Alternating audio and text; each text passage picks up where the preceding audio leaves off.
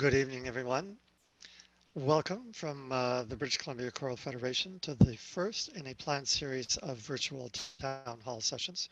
My name is Willi Zwozdesky, and I'm the Executive Director of the Choral Federation, and I'm joined here by my co-host, Morna Edmundson, who you see. The BCCF acknowledges with gratitude that we live, work, and sing on the traditional and largely unceded territories of nearly 200 Indigenous nations whose rich cultural heritage surrounds us every day. We also thank the University of Victoria, through the good offices of Dr. Adam Khan, for providing the Zoom access for these town hall sessions. We were a little bit delayed waiting for more people to attend, and people are still coming in, but we're starting nonetheless. The purpose of this session is to do a BC specific look at the COVID-19 pandemic and its implications for choral singing or group singing of any kind. I think the choral world knows quite well of recent media coverage about the risks of group singing, and I think this evening's session is very timely for British Columbians. We know that the new coronavirus is here to stay. That's one of the things we do know. To date, there is no approved product to prevent, treat, or cure COVID-19. Fortunately, thanks to the scientists around the world, there is changing information daily about the virus, about its spread and mutations. But a true return to normal won't be possible until a vaccine has been developed and administered across the province, until effective treatments are available, or there is widespread immunity to the novel coronavirus.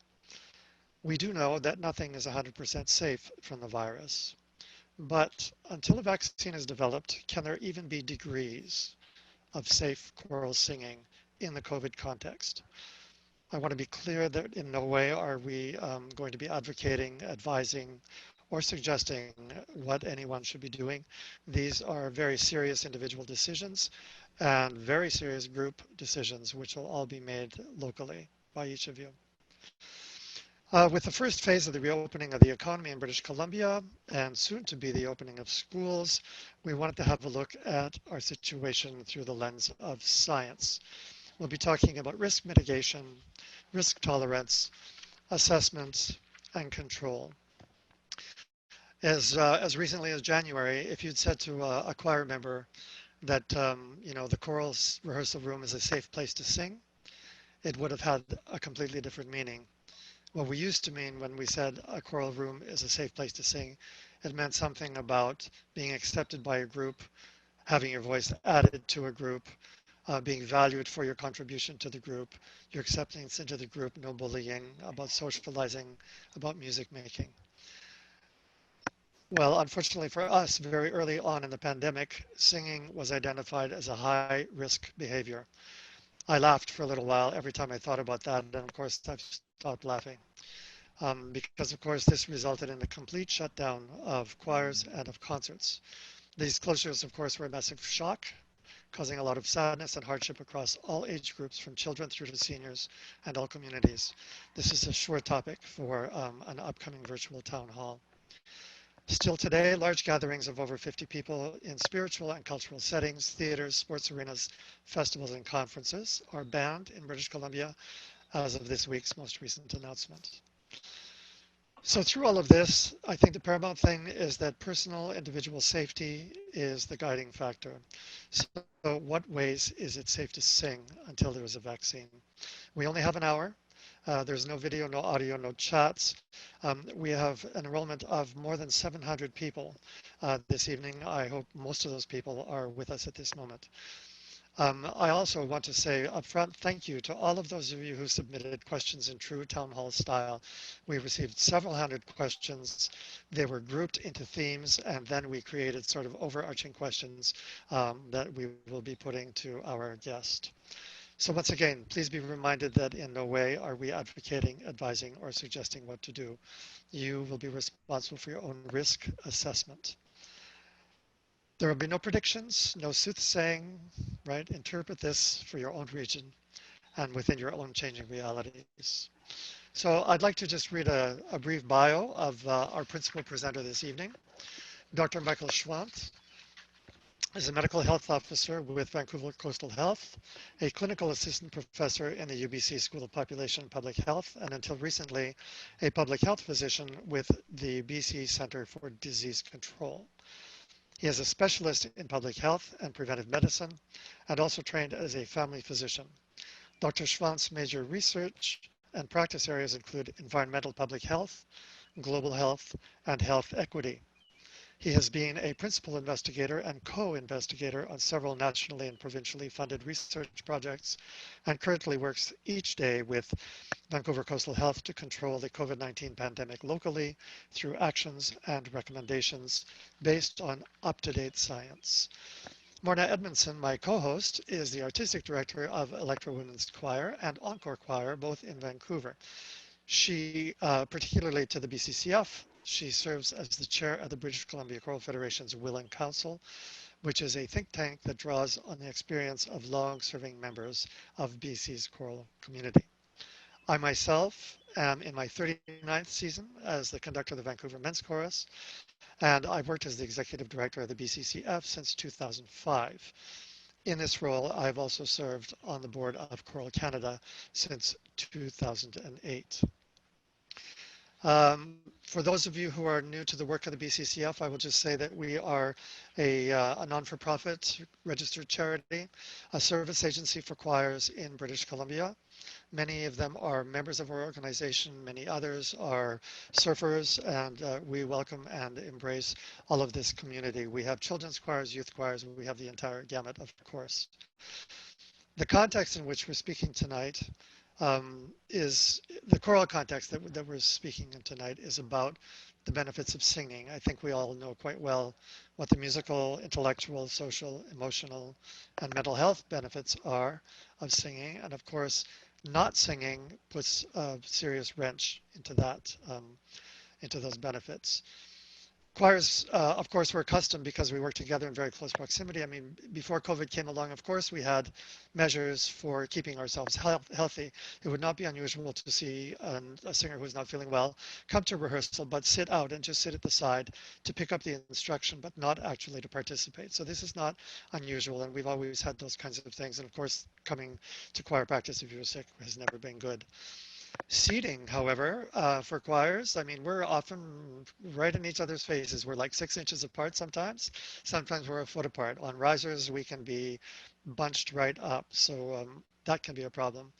And conductors, of course, are facing the choirs at some particular distance, either close or personally, I like to be, in the middle of the room away from the choir so I can really hear the overall sound. But we're all vulnerable to each other in that environment.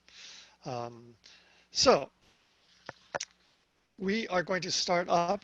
Dr. Schwandt, I see that you're there. You're chomping at the bit. I think our opening question, of course, is what is safe singing up to the development of vaccine at this time? Hello, thank you. Glad to be with you today. I think I really appreciate that introduction and the attention from this community to public health and both health promotion and health protection in the context of this pandemic. As you mentioned, we've been through such a journey in recent months, from this being something that was read about in journals happening far away to something that's been very much upon us here in Vancouver and British Columbia. And now in the stage of a restart in British Columbia, I think that it's a very important time to look at what are the health promoting activities like singing in groups and in choir that are good for us, and how can we continue to try to do those safely with the continued presence of the COVID-19 pandemic. So you've already alluded to some of the very important things, and getting into that question of what is safe singing.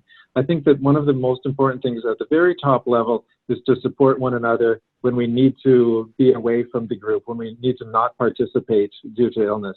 So in the presence of either frank illness or even just mild symptoms, it's very important that we support one another to sit a practice out, sit out a rehearsal or even a performance. And this is a challenge when most times we do try to come together in our past times and to support one another in groups.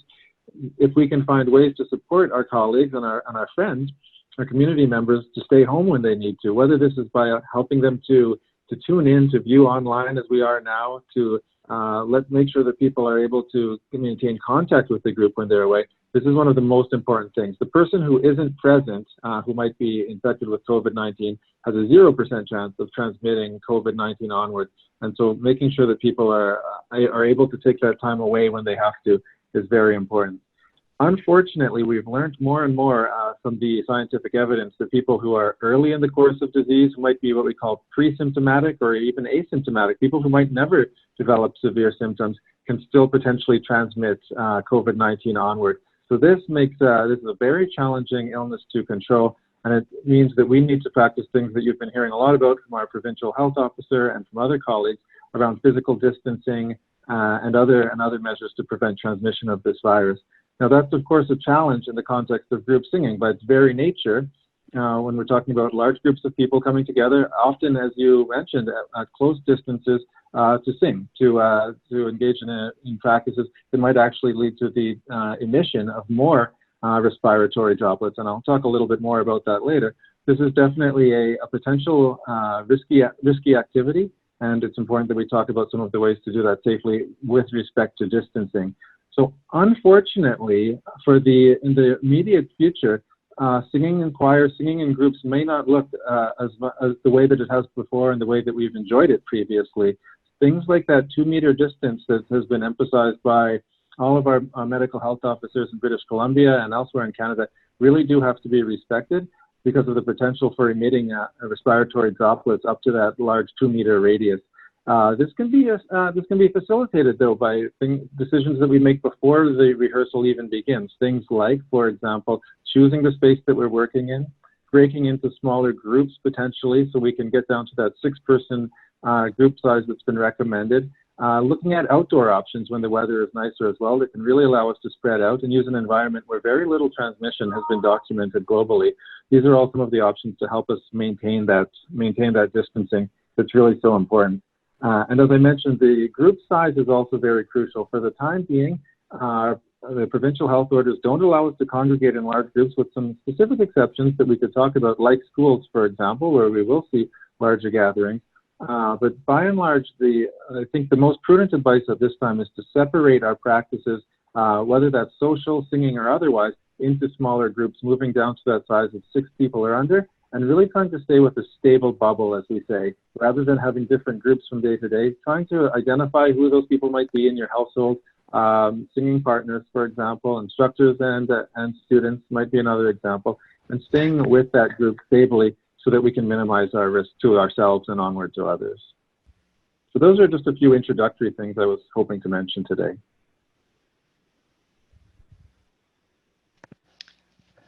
Go ahead. I'll just pipe in and say that my role here is to sort of tease out what I think I'm hearing and saying it in choir ways, so that we can get the messages reinforced. So that's really, really helpful. And this business of the room and the space that we might be in is huge.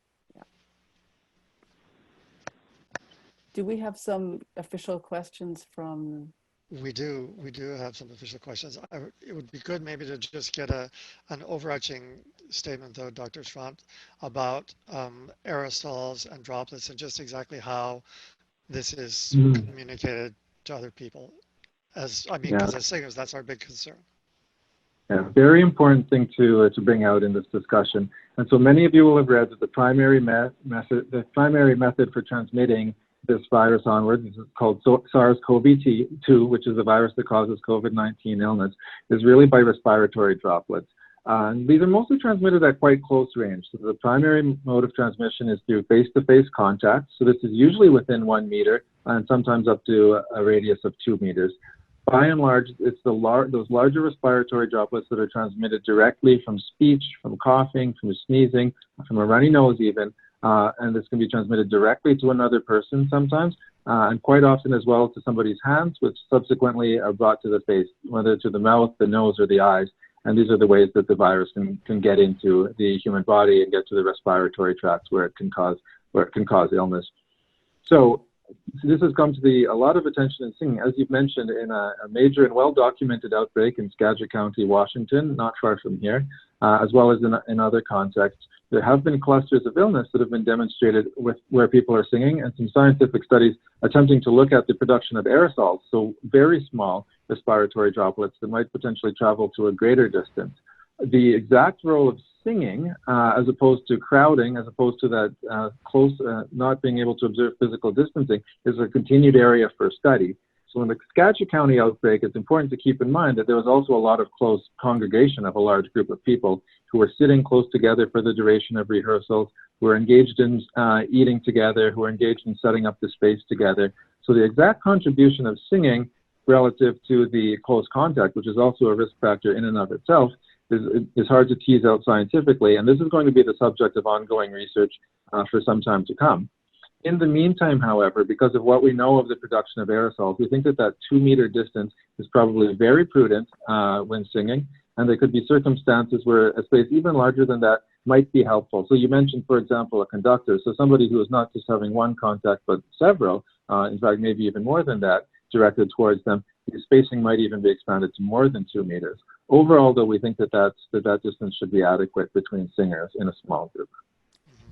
I'm going to jump in about the room, excuse me. Is it true that if you have a number of people in a room with not a lot of air circulation, or it's a fairly small space, the longer that those people sing, the more aerosol particles there are in the air?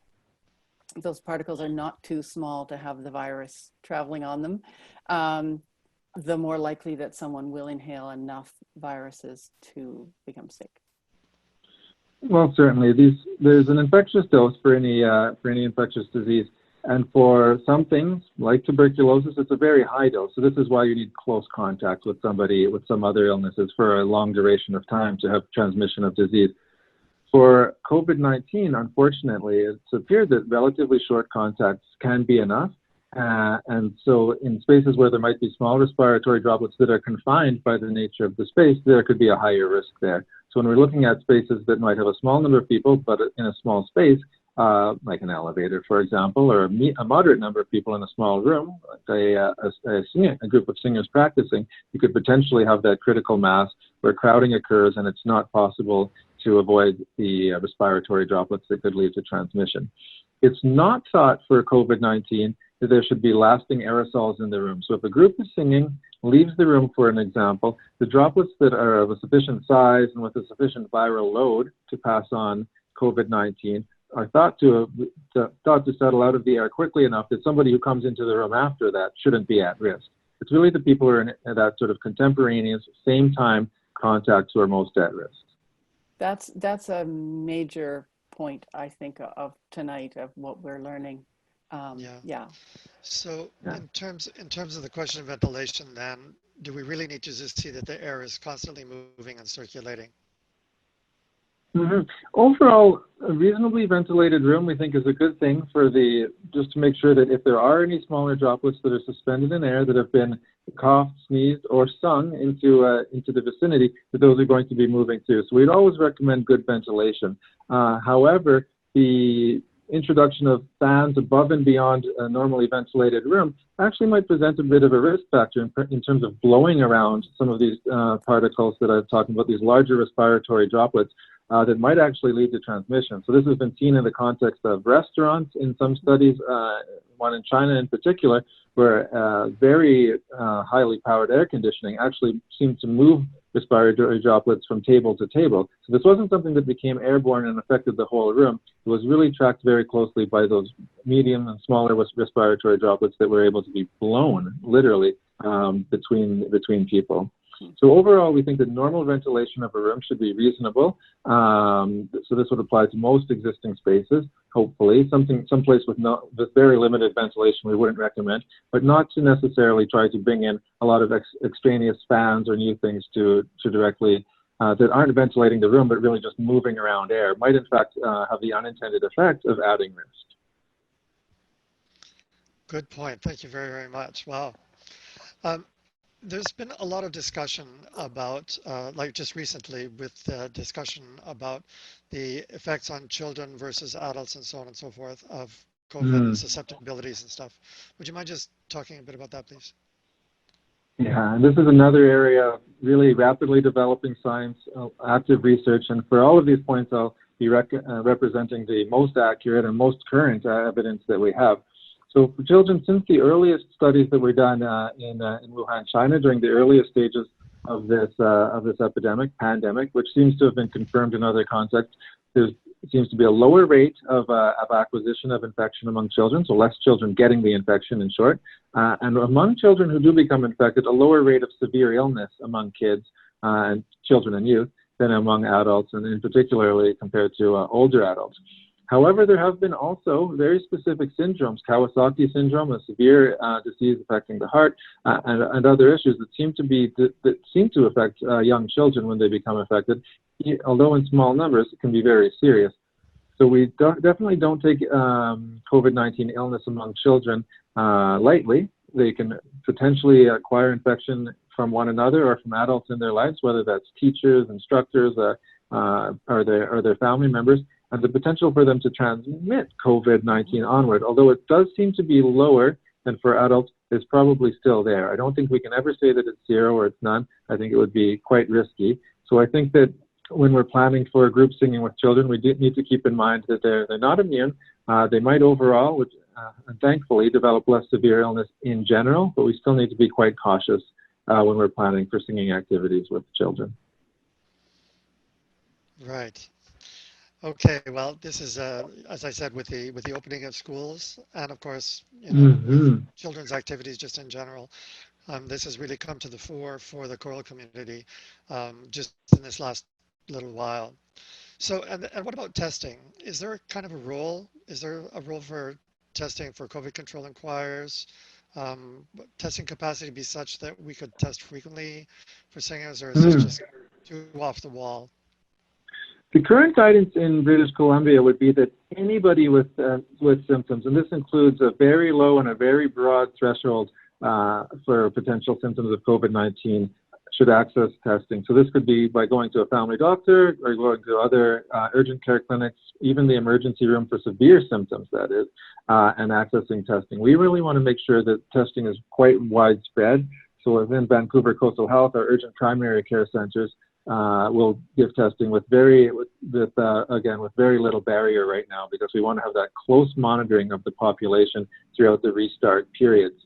What we don't recommend at this current time is testing for people without symptoms. In general, the test is not particularly sensitive, which is to say there's a lot of false negatives. It doesn't always catch the virus when we test somebody without symptoms, which can lead to the false sense of security with somebody who is, quote, COVID negative, and then might participate in activities even when they might be at risk. So we really recommend close monitoring for symptoms as the main way to screen members of a group. And so that could be self-screening in the context of adult singers who are part of the community and are able to go through, for example, a checklist of symptoms that might be available from the BC CDC or from other local health authorities, and really confirming before you go to choir or before you go to meet with a group in other contexts that none of those symptoms are currently present.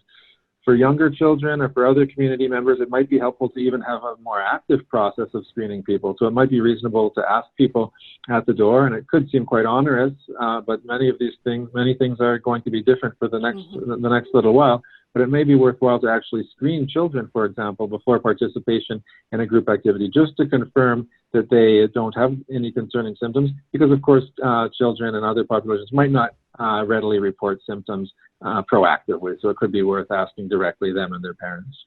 Mm-hmm. Yeah. I was going to ask, even if someone goes and gets a test, it's going to take several days to get the results still with the current kind of testing that we have. Yeah, and right now this is an issue that if you, for example, had some illness this evening and were considering whether or not to go to choir, don't. First of all, make sure at any thought of testing, if one is sick enough and has symptoms enough that they're considering testing, that's enough that one should exclude themselves, self-isolate, as we say, from activities until the symptoms have resolved. And it's a really good point that you make about the delay to results. We're getting great service from our labs in BC, but that still might mean the next day or 2 days later. And at a future time when we have more testing, which we're really trying to push for, we may not have same-day results. So even with the test, one needs to isolate in the meantime while they're waiting for that result. It's a great point. So on the subject, though, of asymptomatic transmission, is there any mitigation that can adequately account for the risk of asymptomatic transmission? Right. So the asymptomatic transmission, because this is such an important thing, that somebody who doesn't have symptoms, doesn't even know they're sick, as they say, or may not even get sick, could potentially transmit the virus onward to their neighbor, to their friend or community member, who might in turn have severe illness in some cases. It's very important that at all times, whether or not there's a positive diagnosis, whether or not there's symptoms present, we're always practicing these good physical distancing, as we've recently been directed and recommended from our Canadian Chief Public Health Officer and our Provincial Health Officer in BC, Bonnie Henry. The recommendation for times when it's not possible to maintain physical distancing is to wear a mask to protect those around us, because a non-medical or a medical mask can actually help to prevent the emission of respiratory droplets. So one of these measures become very important because of this fact that any one of us could be infectious, not be aware of it, and so having these good practices in place at all times is really a good measure to help prevent onward transmission. So in the context of singing in groups, this is good reason to make sure that there's spacing in place, whether or not there's any known cases or even any mild symptoms in the group, just to assume at all times that we all are at some risk of being infected, and to honestly, in some cases, treat the situation as if we might be, and thus provide the opportunity for that spacing at all times. Right. So, and again, that go ahead. spacing again is the 2 meters in a circle around each body, Yes, and that's what we'd recommend. in front and behind. Yes, and there's there's been some great diagrams and even some creative approaches to physically demonstrate that, but really being able to think of a 2 meter bubble around each of us into which another person shouldn't come. And so that could be 2 or 3 arms length, depending on the person. And we'd recommend that certainly for almost all physical activities. And when that can't be maintained, such as public transit or crowded areas outdoors, that we do adopt mask use. Yeah. So I'm just going to jump in and paint the picture of this choir rehearsal room that we're trying to have the effective distancing in. So we've come in, we go wash our hands and hope that we're not touching the taps that other people have touched, the door handle, everything. One person maybe has set out the chairs and wiped them off in some way so that they're 2 meters apart. We come in, we touch as little as possible. Do we wear masks if we're going to try to do that 2 meter distance? Or we've heard some things about further distances being advisable. How does the mask fit into that question of whether 2 meters is really enough? Great question. So I think for the context that you're describing, that we're thinking about right now, so a planned and a deliberate rehearsal in a space that we can plan for the configuration of the room, the number of people who are attending, and that sort of thing. Having a mask can always be handy, just in case, having one available, but we wouldn't necessarily recommend or require that one is wearing one at that case. We would hope that through good planning, we'll be able to avoid those uncontrolled circumstances where we might find ourselves within a small physical distance of another person. There could be situations going to, in the choir context, whether this is a situation where a number of different groups might be performing, it could be a competition, other such presentations, where it would be worthwhile to consider the movement in the hallways, in the spaces sort of ancillary to the performance itself, or to the rehearsals themselves, where we might come across other people getting into the building in a community center, for example. So those spaces, the before and after, might be important to think about in terms of masking. But hopefully we can plan the activity itself in such a way that there shouldn't be the need for masking during the actual event. And I would say that that's among the singer. Coming back to the point about younger children, however, of course, younger children can be a little bit hard to manage, and the best laid plans might not lead to children standing exactly where we want them to. So this is a situation where we might want to think, depending on the group, masks could have some role in those cases. And of course, that adds a challenge to singing as an act. We would all agree with that. But for young children, that might be something that could be added if there's any thought that physical distancing might break down at some time. I just thought of one other thing about my imaginary room. There are only 6 singers in it at the moment. Yes, with today's science and all of that. I mean, all of us as choral musicians are asking the question, is it worth getting together? And these are decisions that we each have to make. Far apart isn't great for hearing each other and making music and fine-tuning things. And you're also suggesting that if I have 6 people together in that nice, airy, ventilated, clean space, then when I bring 6 other singers in, those bubbles stay together. So those 6 people are always the people that rehearse together, if possible. Yeah. That would absolutely be the best possible situation. So for single dyads of an instructor and a student, for example, or for regular groups of 2 to 6 singers to sing together, rather than having a revolving door with different people. I think that it's important to think about ourselves, and I often have worked with patients who are looking for advice to think, if one of us were to become COVID positive, if we could be infected, and any one of us might, if we needed to work with public health to look back at who we might have been exposed to in the prior 2 weeks, or while we might have had symptoms, we'd all like that to be a smaller bubble of people. We'd all like to, one, minimize our risk by keeping our exposures to a reasonable limit, and then 2, to minimize the risk of transmitting onwards to others if we could silently be carrying infection that we're not aware of. I think that overall there's definitely a balance and a tension in these cases. All of this advice, I think, is, as was described in the introduction, not black and white. There's definitely aspects of gray to all of this. Risk tolerance on the part of the group convening a choir, bringing people together, whether that's a school, potentially a group of adults, maybe older adults. All of those people will have different risk profiles in terms of the potential to develop severe illness, and also maybe a different risk tolerance. Although I had mentioned that young children typically are less likely to develop severe illness, many parents might say that any risk at all in a young child is too much and might choose not to convene group activities for the time being. There might be people whose circumstance or their own risk tolerance is different, and so all of this advice does come with some degree of interpretation and personal application. Yeah. So let's talk a little bit about the future waves that, we understand that there will likely be a wave of some description in the fall, or at some stage, or maybe 2 waves or 3. What is the current thinking about that at this time?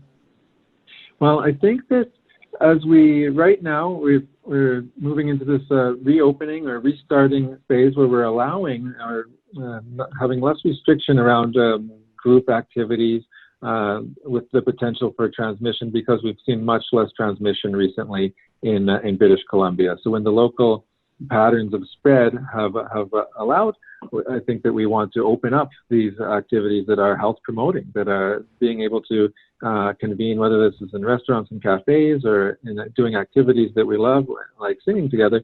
This is a very important to use that opportunity to do these things. And as well as that, all of us will have read and heard, but having the economy active is, of course, good for people's livelihoods as well.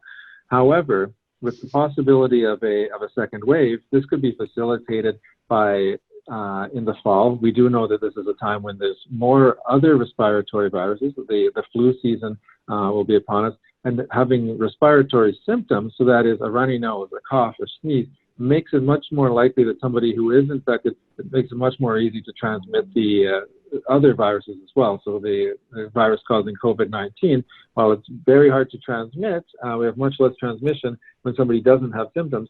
People having symptoms due to other respiratory issues can help to pass it on. And as well as that, there becomes just more issue of people engaged in indoor activities and closer quarters.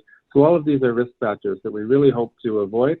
But history has shown us that with respiratory infections, the second wave, once there's some amount of circulating virus, whether that's the first SARS pandemic in 2003, whether that's going all the way back to historical pandemics like the 1918 flu, we've seen multiple waves of respiratory pandemics, and I think that we all need to be prepared for that possibility, which in the case of our BC approach to safe singing that we're talking about might mean that we need to at some point go back to where we were, go back to phase one, or even to a phase where we need to restrict activities further and say for some time, and that could be in October, it could be over the winter, we need to actually go and not even have small groups, but really go back to really a period of more total self-isolation.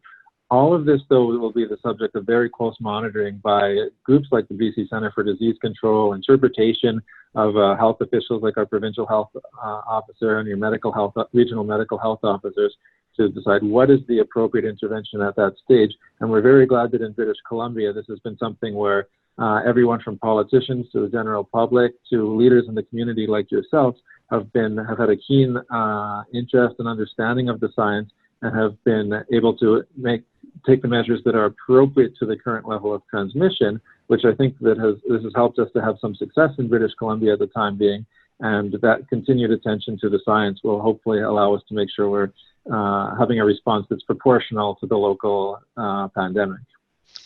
Yeah, there was a question that came to us from the post-secondary world, right, where international students are a big deal. I'm actually just going to read what it says here. It says, given the prospect and uncertainty of a second wave of COVID-19 in the fall, as well as border restriction lifting and returning international students in secondary and post-secondary schools in BC, could you shed a little light on the impact that global opening may play on BC's current COVID trajectory? Well, that's a great question. We live in such an interconnected world, as the very pandemic has showed us. And I think that for the time being, we've had strong messages from our leaders, whether that's at the provincial or federal level, both health officials and in the political world, really wanting to make sure that we avoid the risk of importing cases beyond what we are already working so hard to control here locally. So we see efforts to continue to close the border to the United States, for example, for all but essential travel. And I think that you'll see a network of different border closures throughout the world, as most countries are trying to limit the import of cases. Canada, of course, being a very open country where we do see the benefits of people working and studying and coming here to visit from abroad, there's always going to be that tension. Certainly for the phase that we're in right now, I know that BC's direction and preference has been, from a public health perspective, to really limit that potential import. So looking at countries where the spread of COVID-19 might not be well known or might be greater than we have here locally, we're really trying to avoid that for the time being. And that will be the decision of the people who are in charge of our immigration and migration systems, to look at the benefits that Canada and BC have from that kind of migration relative to the potential risks. I think that that's going to be a work in progress. And again, I'm really glad to say that here in BC we've seen a system that's balanced all of those different considerations with a really strong attention for the current science, the current data on what's happening with COVID-19. But I think that will be a consideration certainly for choirs, and the university context is a very important one.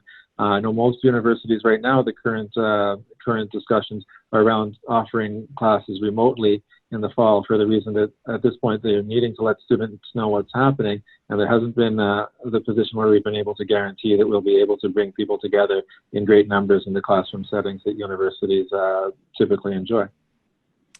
I just wanted to jump in to say that listening to your response to that question just reminds me that as much as we dial in at 3 o'clock and listen to those numbers and think that those numbers are going down, this is a long, long process with so many factors that we can't control. Even if we say we're doing well in BC, as soon as you say open the border, everything could change, and we're part of that. Yeah.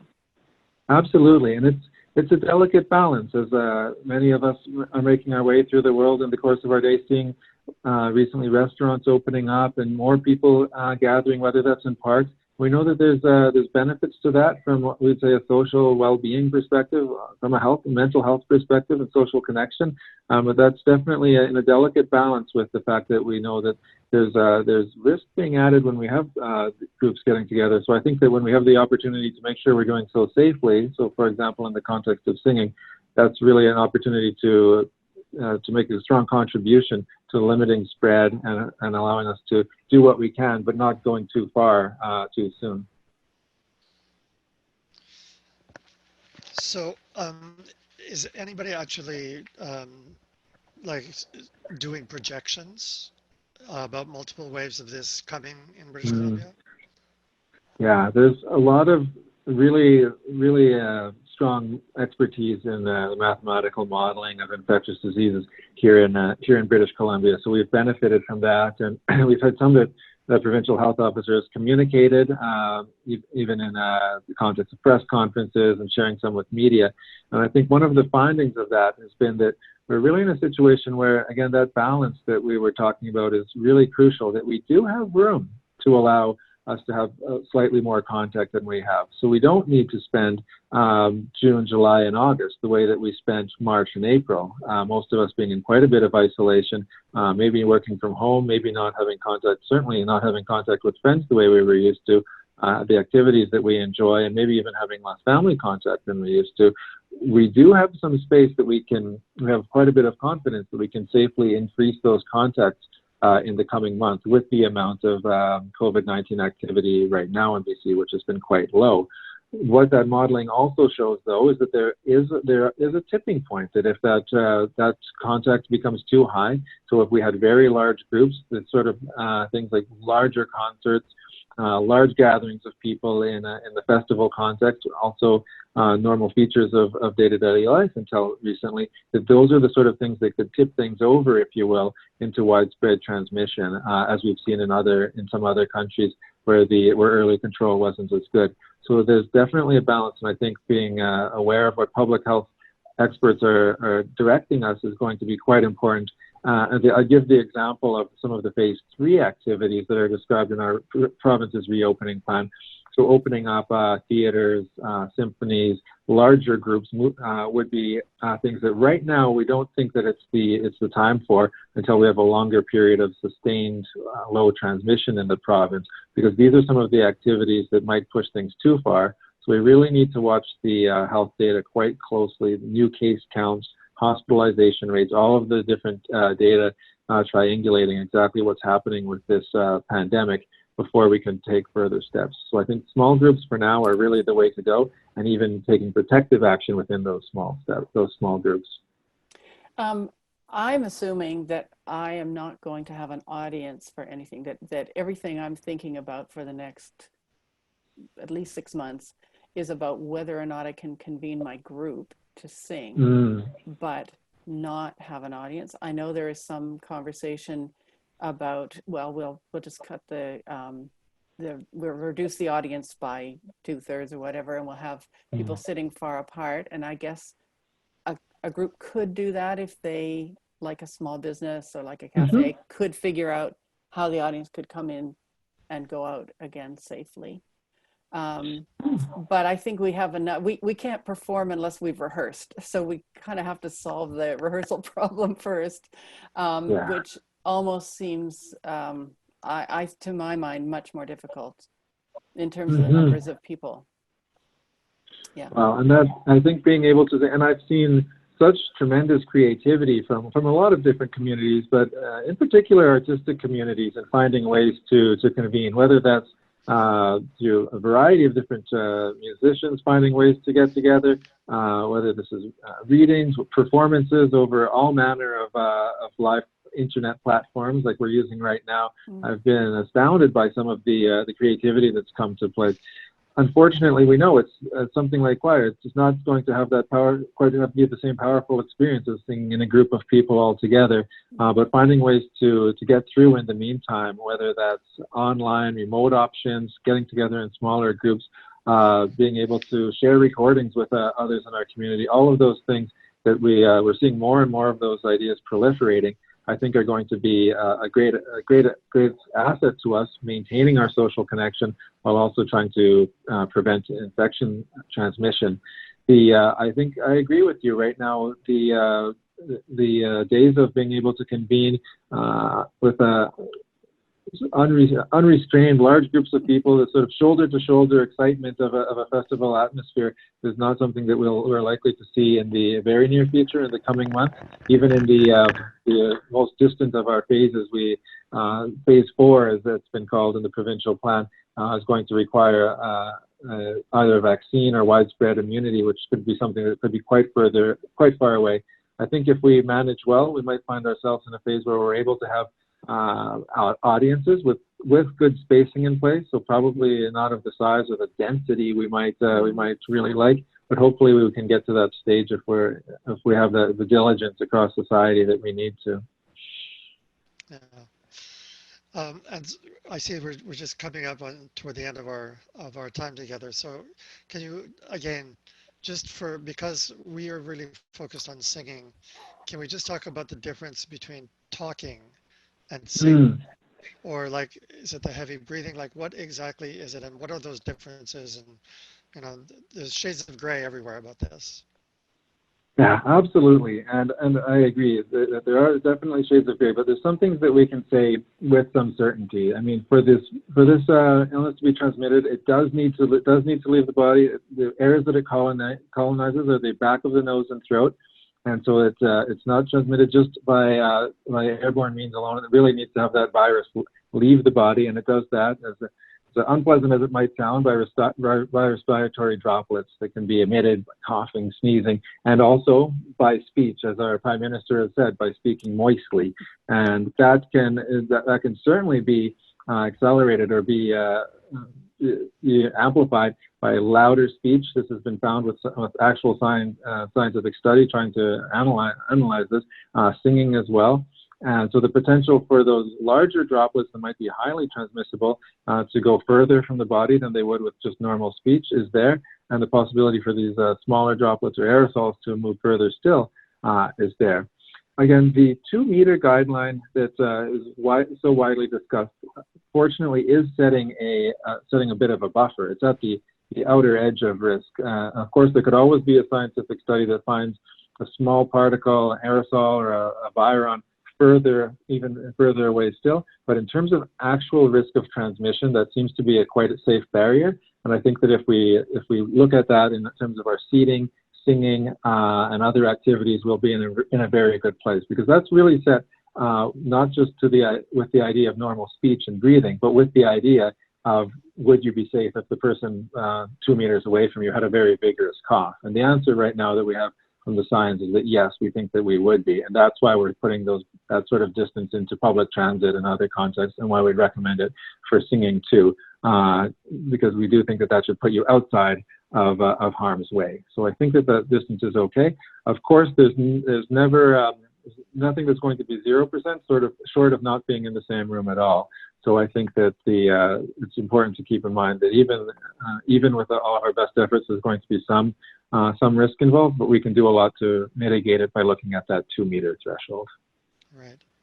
And so singing itself is not particular enough necessarily to merit its own sort of study or anything like that. I mean, you're sort of equating singing with loud speaking. So I would imagine, for example, in the singing world, people with well-trained or well-developed voices would be the louder ones, for example, whereas people who are not actually trained would be more like the quieter ones, that sort of thing. Yeah, so and this is such a great question, and it really gets this idea that the context and specifics of the activity are so important, because while that 2-meter distance might be enough, this is something that's described really looking at the risk from a cough, an instantaneous sort of event like that. With singing, certainly with, as you said, people with well-developed voices and so forth, you might have sustained projection of droplets at quite some distance for quite some time. So I think that it might be important to keep in mind, while people should not be too worried if they accidentally walk within 6 feet of another person on the sidewalk. It's a very brief exposure. Certainly at just the level of normal breathing or speech, we wouldn't really be too concerned about that. Being within that distance of somebody who's singing would be potentially a bit more of a concern, because of that, just the prolonged duration of the production of droplets. So I think that barrier, don't really worry about being beyond it. We think that it's a reasonable threshold, but Whoops. We just lost your sound. Your sound just went away there.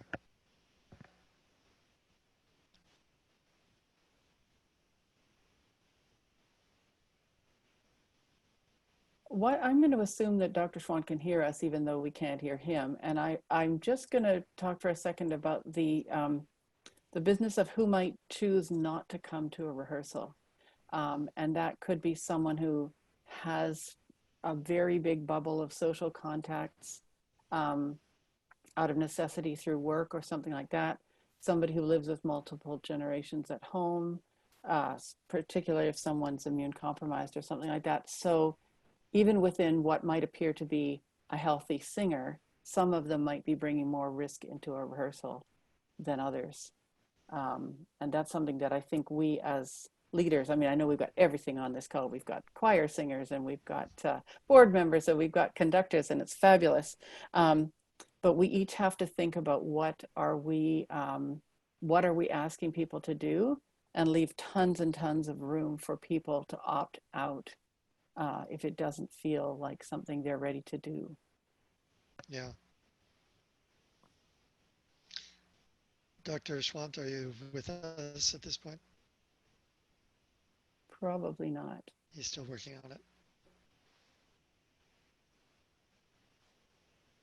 Do we have any other questions, Willi, on your list? No, we've actually gone through the questions, and he's actually talked more broadly about quite a number of topics from the summary questions that we had. So do you want to do a kind of a wind up a little bit? Yeah. So why don't I just talk about what I think I've heard? And we do have a email address I think Willi's going to give you if people have questions after this. The first thing that I heard that was really encouraging is that getting out and contacting people socially is part of our health in BC, and we really appreciate that as British Columbians, that we're hearing that all the time. And so the social contact of a choir is a factor in these decisions that we make. The next thing I heard was about the size of groups that might safely convene, and that number is 6, which to me as a conductor sounds like an awfully small number. Singing outdoors is more safe than singing inside, but if you're inside, a big room is safer. Trying to create a stable bubble of people that are rehearsing together. Don't necessarily bring in extra fans to keep the air moving, because you might be making it worse. And you don't necessarily need to wear a mask once you get into your safe place in the rehearsal. I also heard things about the ways that we can be creative online with each other to keep our communities going if singing together is just not viable or advisable or satisfying. I want to throw in the "it's not forever" line, that this in some ways going to end. Those were the key points. And then I just have my own little thing that I wanted to add, which is most of us have been staying home. We've had the luxury of staying home for 9 weeks. And other people have been making sure we can buy groceries and making sure we can get on a bus, making sure we can go into a clean hospital if we need to go to the hospital and get care in there. People have been caring for our parents. And I think that when we make our decisions for whether we're going to convene people to sing, we need to honor what those people have done for us and not make it worse. We cannot do harm by our great desire to sing together. We have to take all of these things really seriously. And the business owners are being, the industries are being given very strict guidelines, and you have to show a plan and all that. So hopefully they're not listening. We don't want to have to do submit a plan for how we're going to do our rehearsal, but we have to act as though that's true for us too. And not be cavalier about it and not say, oh, well, nobody's going to notice that we're doing this or whatever. We have to honor where we've gotten to by a lot of pain over 9 weeks in so many different ways that we can't even understand or measure, and be part of the solution. as I much as I agree. want to sing right this minute, Yeah. Well, I Yeah, mean, all of us want to sing. yeah. Are, are you back, Dr. Schwandt? He's muted, but potentially looking maybe backish. Do you hear us?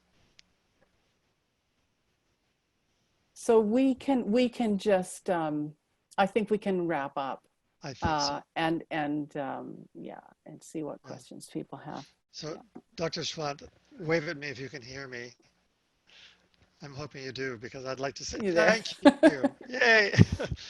On behalf of all of us, I just wanted to say thank you so very much. I know you've spent a lot of time sifting through our questions and learning about the context and the culture that we're living in and that we're concerned about and that we're sort of the stewards of and participants in all of those things. And I know that you spent extra time with us yesterday and throughout the last 8 or 10 days. So I'm going to send you a big, huge, long letter. But in the meantime, this is my big, huge, long video. Thank you to Mhm. you for working with us. All right. Mona, thank you too. My And thanks to pleasure. our entire production team Oh yeah, who has many behind has the put this scenes. all together. Yeah, Andy and Christine, Adam. Bridget, Jim. It's wonderful to have such strong support. So we look forward to seeing you at our next virtual town hall meeting. Please check in on the BCCF website for information about how to reach us with any additional questions and so on. The next topic up is to talk about the emotional impact that these shutdowns have had on choirs. And then we're going to have a third session that will deal specifically with some of the financial and business aspects of what is happening with our business and administrative operations. So thank you very much and have a great night, everybody.